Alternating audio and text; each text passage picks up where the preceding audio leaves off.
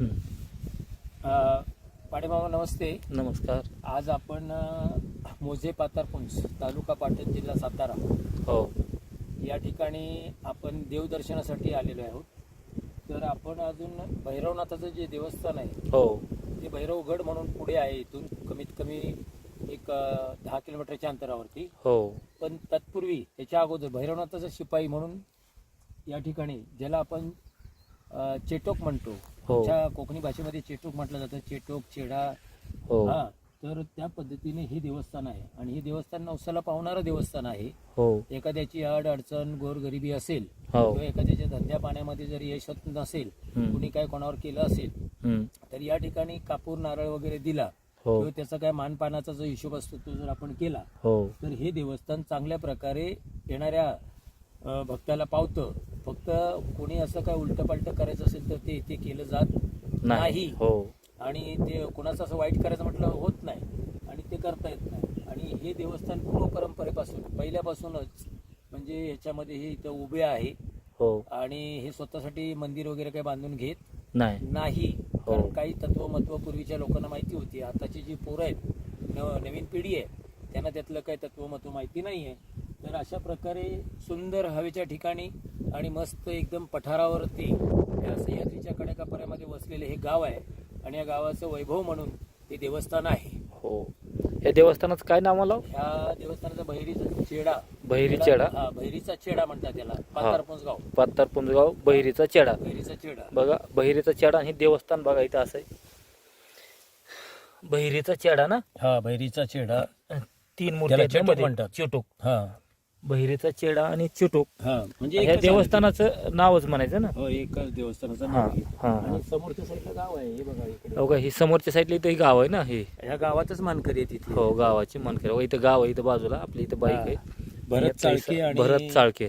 दगडू पाटील म्हणून या मानकरी आहेत. हा हा हा. नवसाला पावणारा देव आहे. नवसाला पावणारा देव कुठली आहे. आडी अडचणी आणि आल्या चांगल्या असल्या गोष्टी तरी सुद्धा त्याच्यावरती मात मात काढणारा करणारा आहे. हो. हम्म. असं बघा हे असं देवस्थान आहे. आणि हे बघा हे असं इथलं आणि हे आपण आता थोड्या वेळात थोड्या वेळानं याला जाणार आहोत. भैरवगडला जाणार आहे. जाणार आहोत.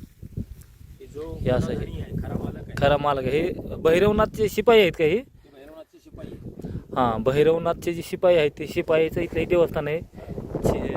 चिटूक चेडा म्हणते ते कोकणी. मंदिर आहे, सातगावचं मंदिर. सातगावचं मंदिर भैरवनाथ. ते 6 गावं जी आहेत ती खाली कोकणामध्ये हो आणि एक गाव ते पातारपुंज. पातारपुंज. तसं 7 गावच्या मानकरी आहेत. तर इथं आसपास किती गाव आहेत फक्त वरी पठारावर?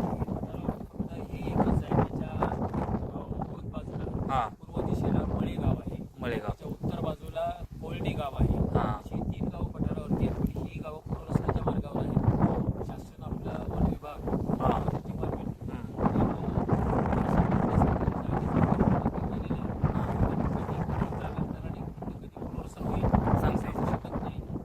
बहुसंख्य लोकांचं म्हणणं आहे की आम्हाला इथून जायचं नाहीये, हां आम्ही इथेच थांबणार आहे. पण सह्याद्री व्याघ्र प्रकल्प टायगर झोन हां प्लस चांदोली अभयारण्य हो त्याच्या अंतर्गत ही गावं येत असल्या कारणाने शासनाच्या डोक्यामध्ये आहे की ह्यांचं सुरक्षित ठिकाणी स्थलांतर करायचं.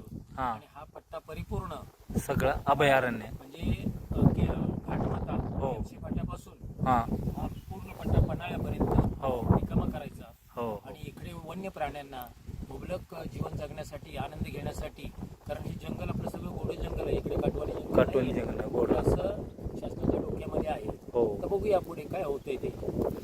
ह्याला काही कोंबडा हे देतात का? हा, कोंबडा वगैरे काय राखण्याचा जो हिशोब असेल, बकरं कोंबडा वगैरे देतात. हा, ते दिलं जातं. हा. तो मानपान जो असेल मानपान. मगाशी म्हटल्याप्रमाणे, हो. तो द्यावाच लागतो. ते द्यावं लागतं. हा. बघा असा इथला परिसर आहे. आमचं देवदर्शन झालं. आता आपल्याला आता भैरवगडाला जायचं आहे.